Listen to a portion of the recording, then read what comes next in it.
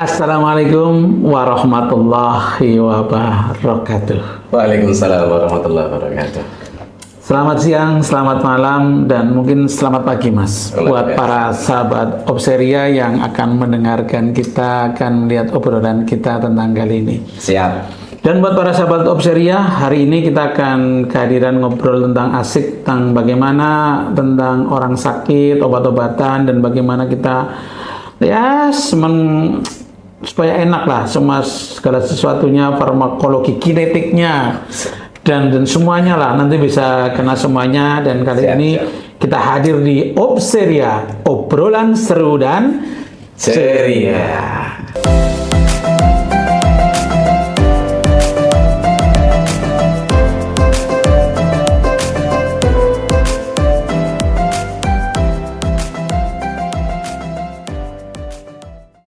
Tentunya bersama narasumber kita yang cukup hot kali ini, dan saya sedikit agak grogi sebenarnya kalau menghadapi beliau ini. Beliau ini adalah seorang apoteker kita, ya, salah seorang kontrol kita, tim mutu kita, dan juga di sini tentunya adalah seorang ustadz ya di lingkungan kita, di rumah sakit kita RSUD Jimbarang. Siapa dia? Monggo beliau untuk memperkenalkan diri lebih jelasnya. Baik, terima kasih Dr. Igun. Nama saya Gusmanto ya.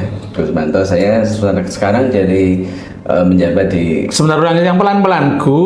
Gusmanto. Oh, Gusmanto, bukan Gus Manto gitu ya. Ya, saya kan instalasi farmasi, saya apoteker. Itu aja lah gitu. Gak usah banyak-banyak gitu. Gak enak gitu ya. Oke lah Mas Gus, ya. Kali ini mungkin kita akan banyak ngobrol tentang, ya biasalah kalau kita orang berpuasa di rumah sakit, mesti ada kaitannya dengan sakit, minum obat, dan lain sebagainya. Ya, sebenarnya kalau kita bicara tentang kaidah-kaidah puasa dan orang yang ada halangan sakit dan sebagainya, itu gimana sih Mas Gus?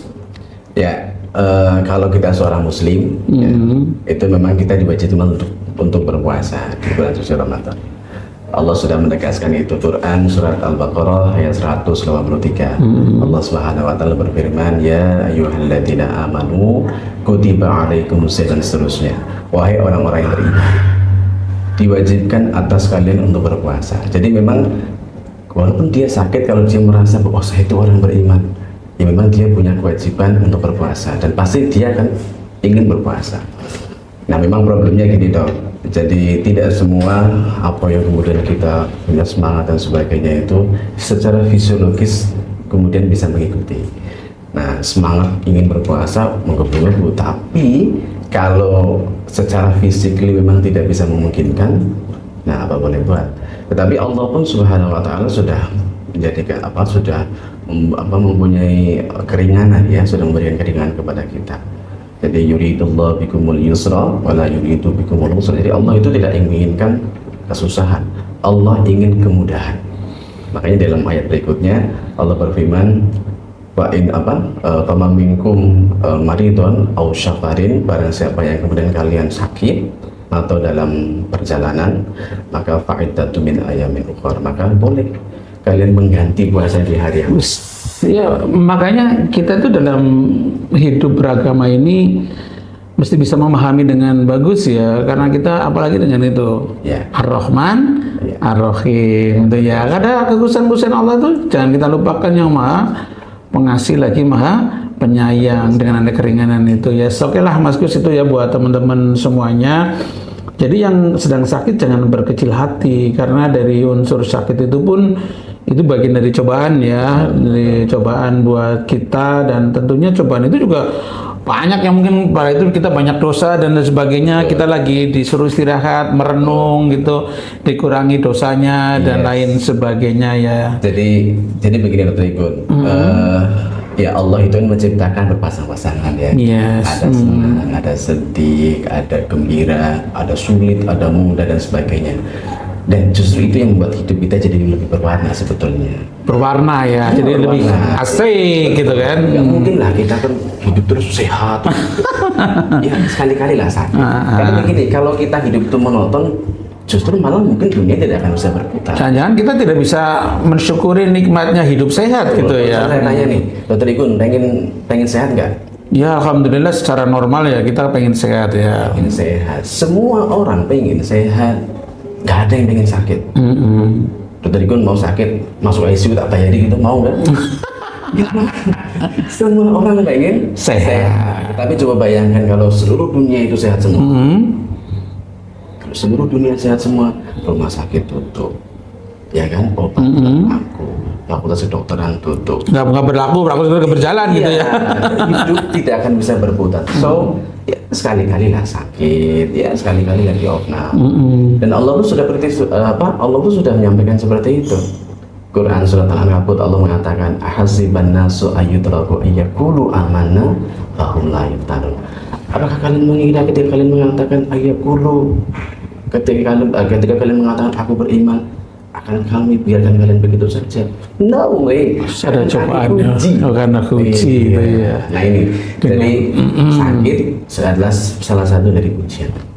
Ya oke Mas Gus nih, mungkin terkait dengan ya itulah kita berbicara nanti kalau kita berbicara khusus terkait ini kita akan fokus tentang masalah sakit dan obat. Nah kalau seandainya nih orang yang sakit pada saat ini, kebetulan ya dia dengan imannya yang kuat walaupun diberi keringan, ya Allah telah memberikan keringan, tapi ya Allah aku ingin tetap puasa ya Allah gitu. Dan dia memang keinginan puasa, bagaimana nih cara kita umumnya mengatur pemberian obat-obatannya yang sering biasanya kan kita ngasih ya obat ini sehari 3 kali diminum pagi siang sore. Nah ini kalau dari tinjauan sisi kefarmasian gimana Mas Agus? Ya ini penting sekali ya. Jadi ingat bahwa obat itu memang didesain, obat itu memang dibuat untuk digunakan dan harus sesuai dengan aturan penggunaannya. Ada yang sehari sekali, ada yang sehari 2 kali, ada yang 3 kali. Nah, secara prinsip, ini prinsip ya. Kalau sehari sekali berarti setiap 24 jam. Kalau sehari 2 kali berarti setiap 12 jam. Kalau sehari 3 kali berarti setiap 8 jam. Secara prinsip seperti itu ya. Nah, tergantung depending time apa depending dose gitu ya. Nah, memang problemnya ketika kita puasa nih. Ketika kita puasa bagaimana nih? Kalau sehari sekali saya kira nggak ada masalah ya. Ada masalah, gampang ya. Kita minum saat buka atau pada saat sahur gitu ya. Nah, mungkin yang agak bermasalah ketika sehari 2 kali saya kira juga nggak ada masalah ya. Kalau 2 kali mungkin nanti bisa dikonsumsi atau diminum pada saat buka dan sahur. Nah, yang mungkin agak ribet ketika sehari 3 kali atau sehari 4 kali. Ada dok, obat yang sehari 4 kali itu ada. Nah, kalau yang sehari 3 kali, memang ini agak sedikit di luar pola ya. Tapi saya kira ini masih, kalau dilihat dari secara farmakokinetikanya masih masuk. Jadi nanti Bapak Ibu bisa pakai pada saat sahur, nanti pada saat buka, nanti sebelum sahur, buka dan sebelum tidur. Sebelum tidur gitu. Oh, bisa diminum kayak gitu ya. Betul, ya kalau sehari 3 kali. Kalau obat-obat yang itu sifatnya simptomatik temporer itu lebih enak lagi. Diminum kalau perlu saja. Kalau pusing baru pusing, nggak bisa tidur baru minum obat tidur gitu ya.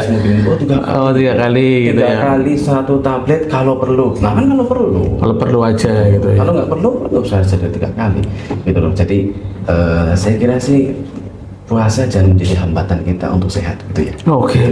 Jadi gitu ya, puasa jangan jadi hambatan kita untuk menjadi sehat. Ini kata kuncinya nih. Tapi Mas Gus, ini kalau umpamanya lagi puasa nih, tiba-tiba siang harus minum obat gitu. Kalau kita minum obat batal nggak nih? Kalau pertanyaannya minum obat, ya batal. Oh batal ya. Tapi kalau misalkan siang-siang kita menggunakan obat, batal nggak Mas Gus? Nah, kata-kata menggunakan macam-macam.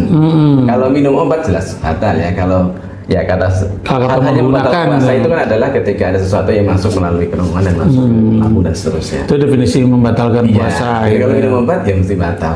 Tapi kan makanya menggunakannya terminologi, menggunakan terminologi menggunakan. Kalau kita pakai siang-siang menggunakan obat bagaimana? Tergantung obatnya. Kan gitu ya. Kalau obatnya yang diminum tentu membatalkan. Tapi kalau obatnya misalnya persediaan obat banyak sekali itu. Ada yang disedot, ada yang dihisap, ada yang disalep, dioles, ada yang ditempel gitu. Nah itu gimana itu? Kalau itu tidak membatalkan puasa. Suntik, kalau yang disuntik? Kalau suntik sepanjang itu bukan doping itu apa ya? Untuk meningkatkan stres, stamina gitu. Itu tidak membatalkan puasa. Tidak membatalkan. Ya, tapi karena infus, biar seger, vitamin ya itu membatalkan. Ya, ini buat para sahabat Obseria semuanya. Jadi itulah gunanya kita itu belajar ya. Jadi kalau ya jelas lah kalau kita minum lewat mulut, lewat itu namanya kan definisi membatalkan. Gua memasukkan makanan minuman ke mulut sampai ke tenggorokan ya, itu yang membatalkan puasa. Tapi kalau kita lewat oles ya atau lewat salep, tempelan, koyo itu kan kayak koyo itu ya, itu nggak membatalkan, termasuk yang suntik ya, selama dengan satu catatan tadi ya. Obat yang tidak dikhususkan untuk meningkatkan stamina atau mencapai nutrisi dan lain sebagainya itu tidak membatalkan, masih diperbolehkan. Jadi tenang-tenang saja. Tapi ya kita doakan cepat sembuh ya Mas ya. Yang sedang sakit kalau kita doakan segera sembuh. Kalau masih sehat jangan sampai sakit. Jangan sampai sakit ya. Nah tapi Mas kalau umpamanya orang yang sakit ya, sakitnya kronis itu tidak dia harus menggunakan obat, itu dalam kaidah-kaidah fikih Mas Gusmanto bisa menerangkan ini enggak? Kalau sakitnya kronis, misalkan apa ya, DM gitu ya. Kalau DM sekali lagi tadi itu ya kaidahnya, Allah tidak menginginkan kesulitan. Allah menginginkan kemudahan. Sepanjang kemudian itu bisa dilaksanakan, sepanjang puasa itu bisa untuk dilakukan, kan itu jauh lebih baik. Kalau memang tidak bisa, ya Allah memberikan saluran-saluran yang lain. Misalkan dia bisa membayar fidyah dan sebagainya. Dengan fidyah dan lain sebagainya. Sekali lagi berpuasa itu jauh lebih baik. Berpuasa jauh lebih baik. Siapa tahu dengan puasa malah jadi sembuh penyakitnya ya, gitu ya. Kadang-kadang kan ada yang punya gangguan lambung. Lalu begitu sembuh ternyata puasa malah jadi lambungnya jadi bagus. Jadi bagus, semua nggak ada ininya ya. Nggak ada yang masuk dan seterusnya. Yes, oke lah buat sahabat ceria semuanya, itu beberapa hal cerita tentang puasa dan kesehatan terkait dengan obat-obatan. Tapi sekali lagi, puasa itu memang sebuah kewajiban yang harus dilaksanakan oleh orang yang beriman, khususnya adalah orang-orang muslim, sehingga puasa itu sebisa mungkin ya kita harus wajib laksanakan. Kalau terpaksa ada sesuatu uzur yang tidak bisa kita laksanakan, tentunya Allah itu Ar-Rahman Ar-Rahim ya, yang penuh dengan rasa kasih sayang, memberikan banyak keringanan. Di antaranya yaitu tadi bisa mengganti di lain waktu ya, atau kalau terpaksa nggak bisa mengganti ya kita harus membayar fidyah. Tetapi sekali lagi satu kata, lebih baik kalau sekiranya kuat, lebih baik puasa. Nah itu buat sahabat ceria. Mas Gus, mungkin quotes terakhir sebelum saya tutup terkait dengan ini, apa yang bisa disampaikan Mas Gus? Ya, jangan menghalangi puasa di bulan Ramadan karena sakit. Jadi justru ketika kita sakit dan kita berusaha sebaik mungkin, gitu ya, insya Allah mudah-mudahan ini menjadi sebuah jalan untuk kesembuhan. Amin, amin, amin, amin. Pasti berpuasalah maka kamu akan sehat. Gitu. Oke. Thank you Mas Gus, matur suwun banget. Ini ada suatu hal yang cukup menarik, sumutasihu ya. Jadi berpuasalah agar kamu bisa menjadi sehat. Siapa tahu puasa kita di bulan Ramadan ini adalah jalan yang Allah berikan kepada kita, jalan kebaikan yang kita akan menjadi sembuh. Saya doakan buat sahabat ceria semua selama Ramadan ini kita dalam kondisi yang sehat walafiat, bisa melaksanakan Ramadan ini dengan penuh kekhidmatan dan mengambil hikmah dari puasa kita. Oke, terima kasih dan cukup sekian. Wassalamualaikum warahmatullahi wabarakatuh. Obseria, obrolan seru dan ceria.